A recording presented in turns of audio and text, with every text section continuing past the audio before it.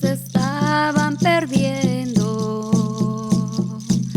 los cantos de mi pueblo. Hola, hola, ¿qué tal? Saludos, bienvenidos, bienvenidas a un video más aquí al portal de Tosi Temascalito. Si no me conoces, soy Marielina Olvera. Te pido que te suscribas al canal, que nos dejes comentarios, que compartas este video. Y bueno, vamos a seguir hablando un poco de estas cuestiones de parásitos para que la comunidad empiece a tener un poquito más de conciencia y empecemos a eliminarlos gradualmente. Pero para esto, obviamente, hay que conocerlos. Normalmente, si voltemos a ver, nuestras abuelas, de alguna manera, diagnosticaban por medio de la observación. Muchos de nosotros nos curaban con remedios que llamamos medicina doméstica o remedios caseros dentro de la medicina tradicional. Y entre estas observaciones que hacían nuestras abuelas o todas las personas de antaño, a muchas personas sí les tocó, a otras no. La familia de mi mamá nunca supo de esto, la familia de mi papá sí. Y en este caso es la observación. ¿Qué es la observación? Pues obviamente cuando el niño, la niña estaba bajo de peso, pero estaba panzón. Ojos, digamos, también un poco hundidos, tristeza o mucha irritabilidad, mucha intolerancia, digamos, o que tenían antojos muy extraños, comer tortilla con azúcar y cosas así por el estilo, además de que estar bajo de peso y que aparte estaba comiendo muy bien, pues era un síntoma de parasitosis, así como también la tos. El asma, cuando había tos y asma, también era un síntoma dentro de la tradición. De igual manera, la fatiga, la flojera, o dice ese chamaco está todo flojo, huevón, tiene parásitos. Así como el rascarse en la zona anal y en este caso también los gases intestinales, la popó con moco blanco o incluso con sangre también, además también de intolerancia en muchos alimentos, y en este caso también asintomáticos. Cuando no había ningún síntoma, pues obviamente también era como, a ver, hay que desparasitarse cada medio año, cada año. Y después también, pues también la anemia, también habla de parásitos. Entonces, realmente sí tiene como, a lo mejor ha de haber una lista más larga, pero en esta cuestión de parásitos. ¿Saben? Hoy en día ya existen estos análisis que pueden ser por medio de sangre, por heces, incluso por tejidos, para saber si hay algún tipo de estos patógenos, que existen como varias razas. Obviamente, dependiendo de esto, se van a dar un tratamiento médico, como por ejemplo antipalúdicos, con esto de los mosquitos, que puede dar malaria o algún otro componente químico. Hay varios medicamentos como para diferentes tipos de razas de estos parásitos. Es decir, no va a haber una sola pastilla que pueda sacar todos estos parásitos. Sí debe haber cierto protocolo para poderlos retirar. Obviamente, hacerse análisis y obviamente también observar todas estas sintomatologías. Para muchos puede haber objeción, en el sentido de que no, los parásitos no hacen ningún estrago, no creemos que lleguen a causar dichas enfermedades, como que mejor ve al médico para que pueda darte una medicina y esa medicina pues obviamente te ayude. Y sí, quizás estas oposiciones sí tengan razón.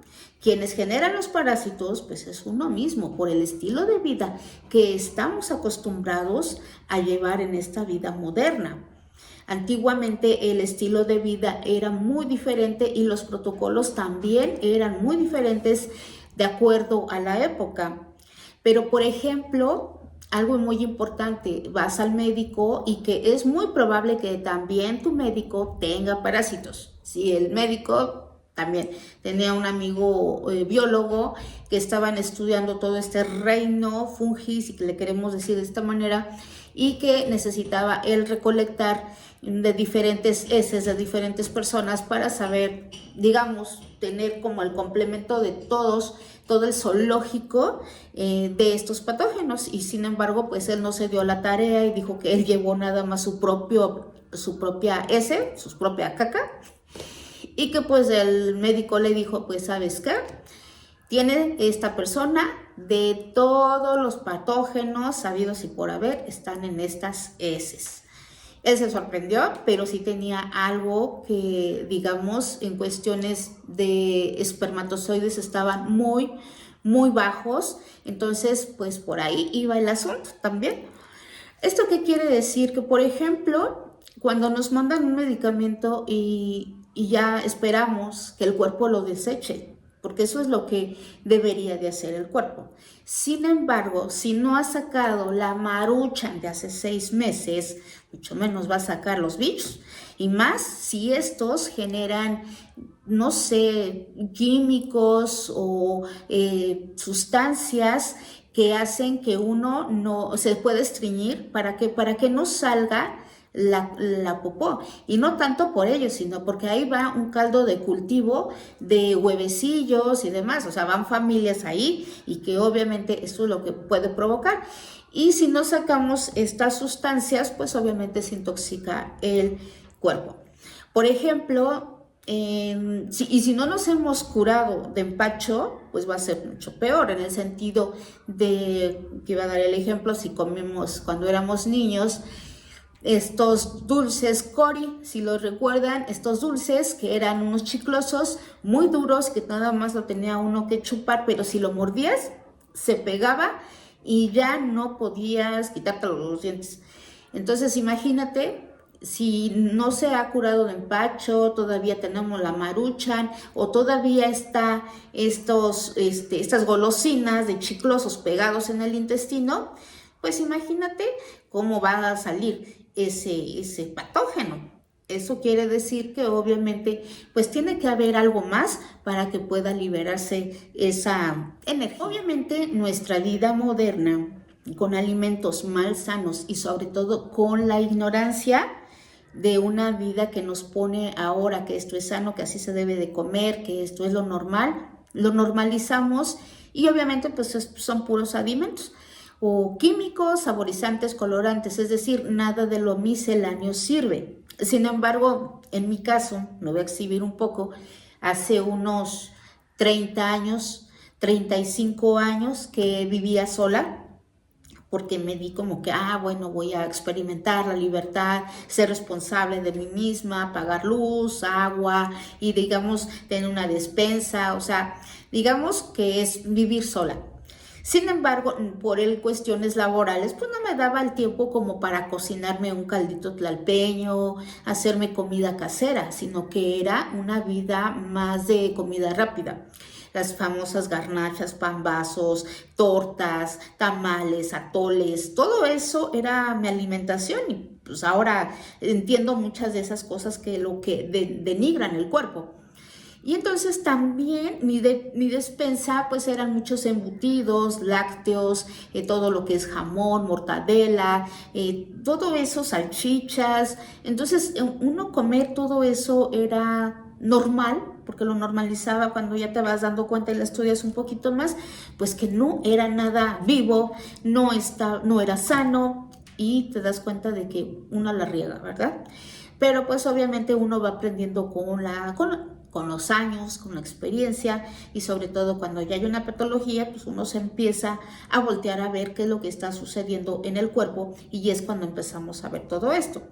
En el momento que yo empiezo a investigar todo esto, me dio miedo ciertamente de todos los estragos que hacen, que pueden entrar en el torrente sanguíneo, en el cerebro, en todo el cuerpo. Todo el cuerpo puede estar parasitado y luego aunado con los parásitos, digamos, externos, que ya lo comenté en el video anterior, pues obviamente pues sí te mueve. Sin embargo, como mencioné, pues hay que quitarnos ese miedo porque cuando decidimos llegar a este plano terrestre teníamos o sabíamos más bien, o sabemos inconscientemente, de todo lo que se nos iba a presentar en este reto de vida, tanto lo que veíamos como lo que no veíamos. Entonces realmente es lo que los ancestros decían, las batallas floridas. Tienes que irte a la guerra, pero pues obviamente pues ahora como a ciegas. Sin embargo, pues todo tiene solución porque nos mandan a la guerra, a la batalla, pero aquí en la naturaleza se encuentra todo. Hoy sabemos que los ancestros utilizaban muchas de las plantas medicinales y esto queda registrado en el códice en Badiano. En este códice marca qué tipo de plantas utilizaban para desparasitar, pero también para purgar. Eso es algo muy importante que hay que mencionar. Si están mencionando que utilizaban ciertas plantas para desparasitar y aquí ya agrega que había plantas laxantes, tanto ligeras como ya plantas más fuertes, quiere decir que después de una desparasitada, tomarte el tecito, sea de epazote, tenía que ver una lavada intestinal. Hoy en día eso ya no se aplica, tú te puedes ir con el médico, te dan tu pastilla y ahí esperas, y si, como acabo de mencionar, y si no hemos hecho ningún tipo de desintoxicación, pues obviamente ahí se va a quedar el patógeno y va a intoxicar el cuerpo y genera picazón en todo lo que es la piel.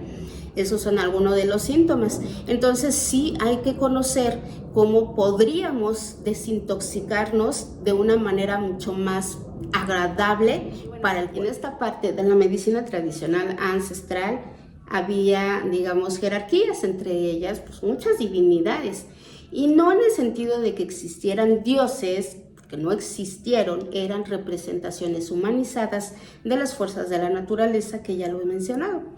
Estas fuerzas de la naturaleza eran observadas, es decir, sabían que podían manipular para bien o para mal estas energías. Por ejemplo, a Tosi, la abuela de los baños, pues la nombraban para un temazcal. A Tlazonteotl, una de las grandes divinidades que era evocada por los Tzitzit. El Tzitzit era el médico tradicional, el cirujano o el, digamos, este Tzitzit tenía, digamos, de alguna manera, pues ciertos protocolos para poder evocar o invocar esta divinidad. Es decir, bueno, pues le voy a pedir permiso a Tlazonteotl para hacer esta sanación, ya que Tlazonteotl, si tú bien recuerdas, pues representa lo que es la comedora de inmundicias, es la que genera el pecado, es la que genera la enfermedad, pero también es la que pone la enfermedad, pero también la puede retirar. Por lo tanto, esta comedora de las inmundicias, que así es llamada, también incluso era nombrada para la parte de la psicología, porque tiene mucho contexto. Esta divinidad, de alguna manera, para los Tzitzit, para los médicos ancestrales, tenía gran fuerza. Al invocarla afuera, se invocaba adentro del cuerpo, ya que ella representaba la regeneración del cuerpo humano. Es decir, se hablaba con el cuerpo para sacar todas esas inmundicias que representa Tlazonteotl, que representa lo turbio, lo corrompido, lo sucio, lo estancado, representa la basura. Entonces, cuando se hacía una limpieza interna, porque obviamente si por fuera andábamos mal, obviamente era porque dentro estaba todo ya corrompido, que estaba sucio. Pero no nada más en ese aspecto, sino que también en el aspecto emocional, espiritual y obviamente mental, y obviamente desencadena en alguna patología. Hoy en día, los que conocen los numerales saben que cada cierto ciclo, la vida nos pone ciertos retos a nivel emocional, espiritual, físico. En el sentido de que si no le hacemos caso se va denigrando. ¿Por qué? Porque no le estamos haciendo caso a esa guerra florida interna. No estamos limpiando porque es por dentro donde está toda la batalla, está todos los residuos.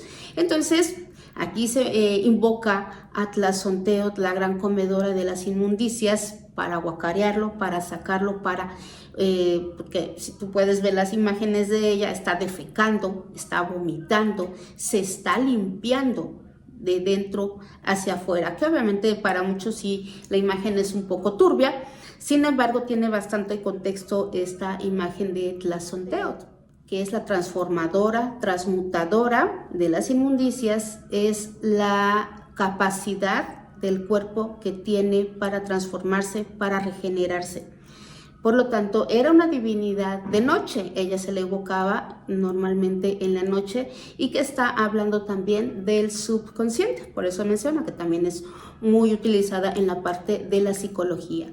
En este caso, al ser, digamos, venerada, el cuerpo tenía que ser venerado de esta manera. Entonces el Tzitzil también utilizaba el saumerio, no tanto como para limpiar por fuera. Una función sí es para purificar, digamos, el ambiente, armonizar, porque también es, digamos, tiene ciertos componentes antimicóticos, y por ese lado lo utilizaban, se trituraba y se colocaba en la piel o en algún lado para evitar infecciones, y esta práctica pues tiene mucho sentido, ya que el copal, como acabo de mencionar, es un antimicótico, de que el copal inhibe el crecimiento de hongos y bacterias, o sea, tiene bastante componente, digamos, el uso del copal en estas medicinas. Obviamente eso se pierde en el polvo del tiempo y ya nada más nos quedamos con el uso del copal, nada más para el temazcal o nada más para limpiar alguna casa, pero de manera tópica, incluso de manera ingerida, también se ha utilizado para todo este tipo de patógenos y para otro tipo de elementos, para sacar frialdad, para sacar, ¿cómo se dice?, cuando hay neumonía, que también se pone cataplasma de la resina del copali en pecho y en espalda para generar calor, porque es una planta o una resina de cualidad caliente. Obviamente los Tzitzil, que ya, como acabo de mencionar, en el libro Badiano, en el Códice Badiano, pues sí, habla de muchas de las plantas que eran utilizadas, entre ellas, pues obviamente, lo que es en primera mano, pues el epazote. El epazote, la semilla de calabaza que era triturada y en ayunas era tomada, así como la zarzaparrilla, el ajenjo, el estafiate, el orégano, también la corteza de la granada o también el nogal negro, también su cortecita de su fruto, también era utilizado para esto. Obviamente ya cuando llegan más plantas, pues obviamente es el tomillo. ¿Qué otra planta llegó? La menta, y todas estas eran utilizadas para poder restablecer o sacar estas bacterias. Ahorita es el tomillo, el jengibre, el clavo de olor, son una de los componentes que, digamos, se ha estado utilizando hasta la actualidad. Pero tiene que ser un protocolo largo, definitivamente, porque la primera no tan fácil.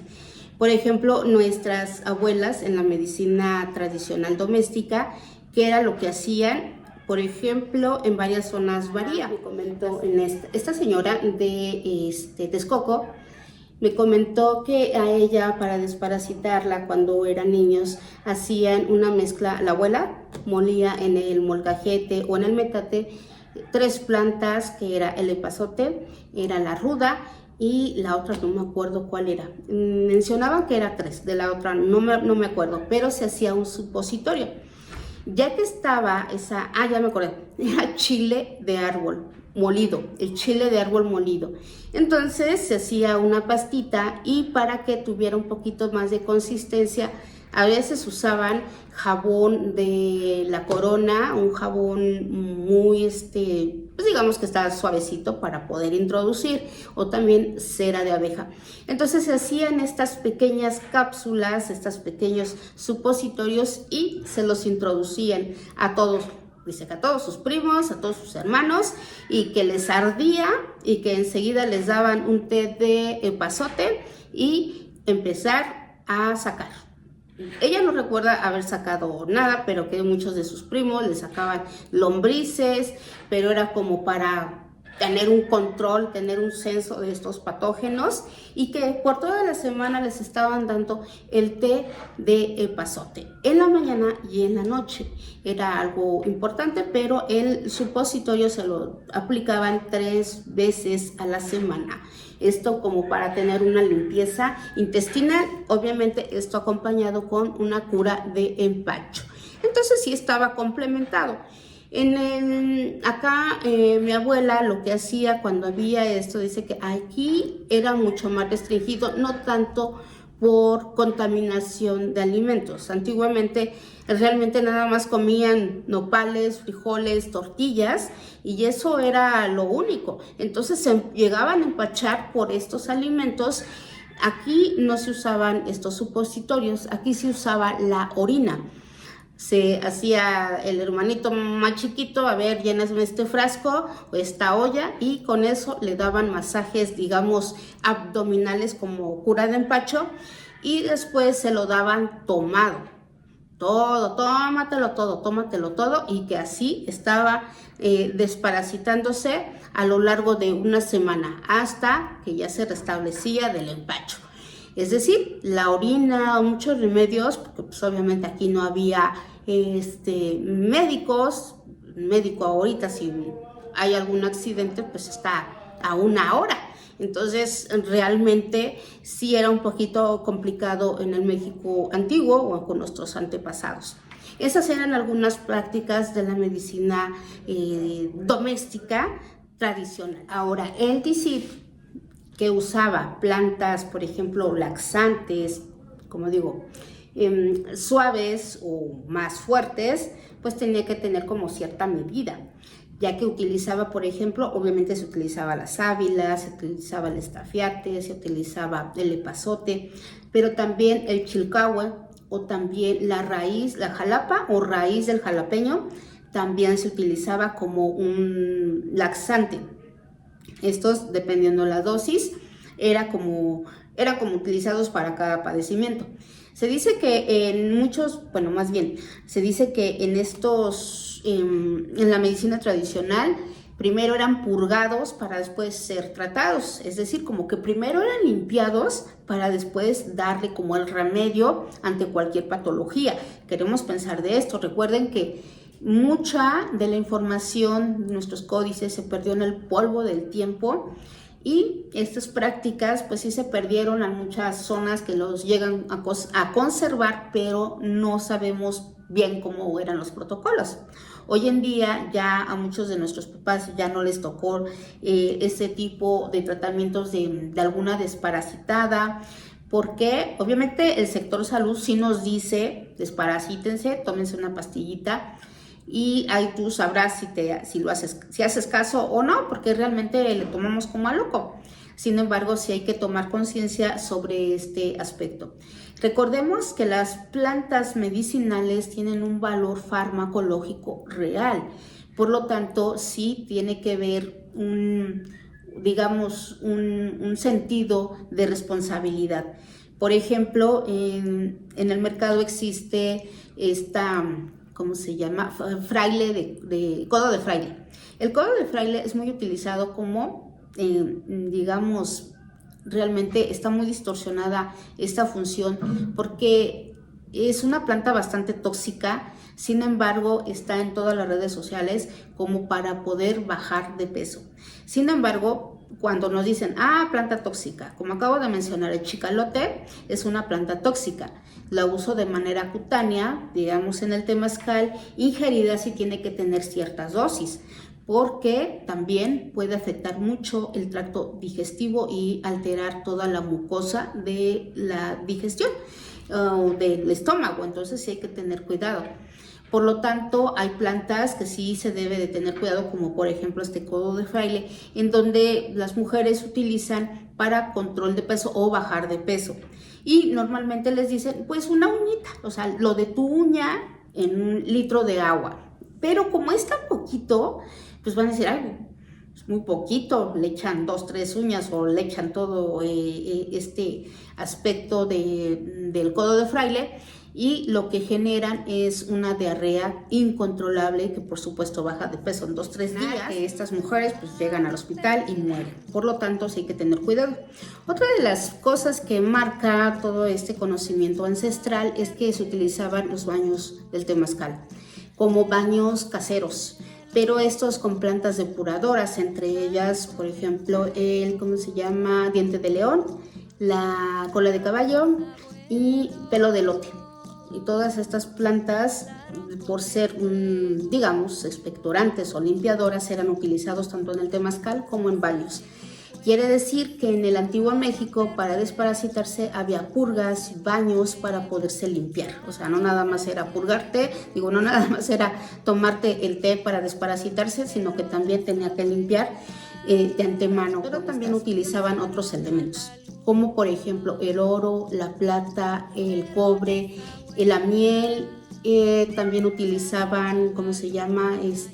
La orina, como acabo de mencionar, era una de las herramientas que también se utilizaba. Entonces es un tratamiento más completo que tenían nuestros ancestros en el aspecto de desparasitación. Así que realmente el conocer desde la parte física, emocional y espiritual, el conectar con nuestra divinidad, con nuestra gran Tlazonteotl, o nuestro ser interno, realmente nos ayuda mucho más a regenerar nuestro cuerpo.